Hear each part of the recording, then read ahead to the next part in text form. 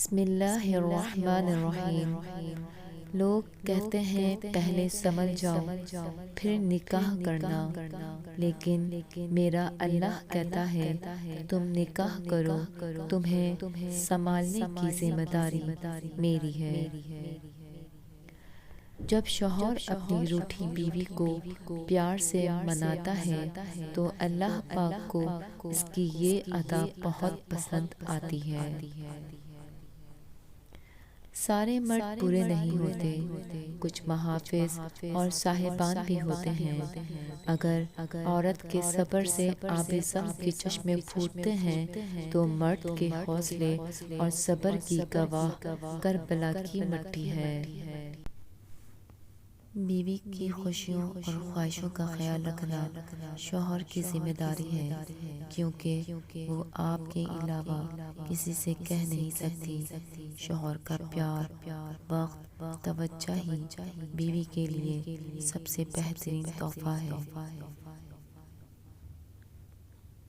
قرآن پاک میں مرد اور عورت کی دوستی کا ذکر کہیں بھی نہیں ہے۔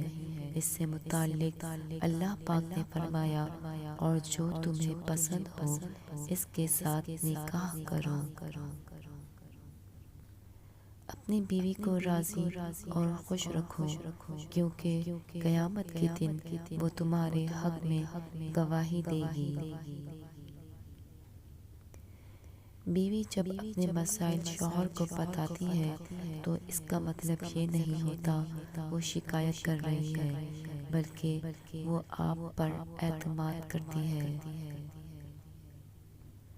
کون کہتا ہے کہ شوق اور ضد صرف ماں باپ ہی پورے کرتے ہیں؟ اگر شوہر اچھا مل جائے تو شوق بھی پورے ہوتے ہیں اور ضد بھی۔ جب شوہر اپنی روٹھی بیوی کو پیار سے مناتا ہے تو اللہ پاک کو اس کی یہ ادا بہت پسند آتی ہے۔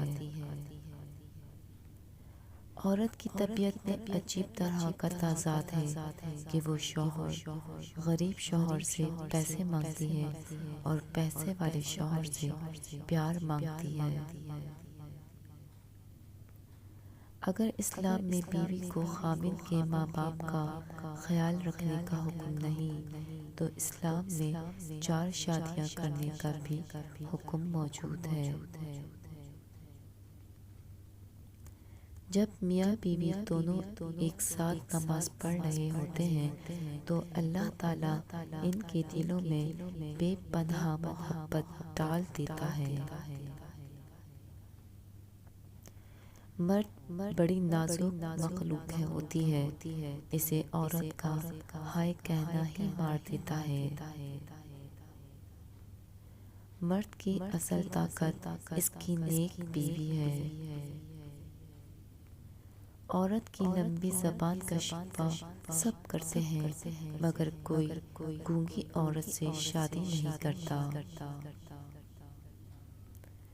لڑکی جہیز میں تربیت لے کر آئے اور مرد حق مہر میں عزت دے تو بہترین گھر تشکیل پا سکتا ہے۔ باپ کے بعد شوہر اللہ کی جانب سے عورت کے لیے چنا گیا مضبوط ترین سہارا ہے۔ عورت اپنی زندگی میں 2 مردوں کو کبھی نہیں بھولتی، ایک وہ جو اس سے محبت کرتا ہے اور دوسرا وہ جو اس کی عزت کرتا ہے۔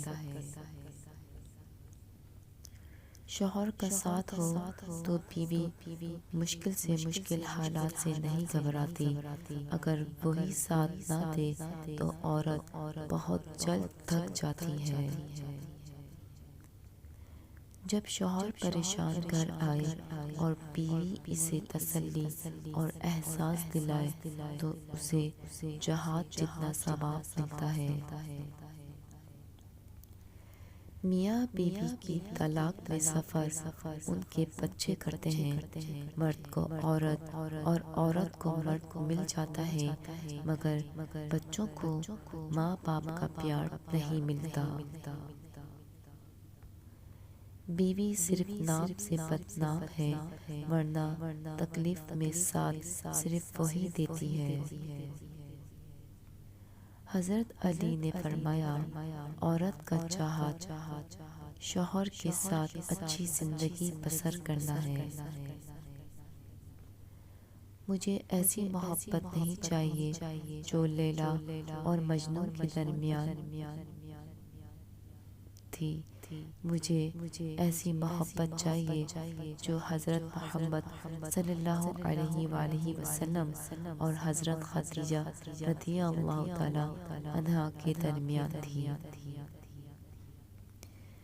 بیوی اپنے شوہر کو جو چاہے کہتی رہے، لیکن کوئی اور اس کے شوہر کی برائی کرے، یہ وہ بات کبھی بھی برداشت نہیں کر سکتی۔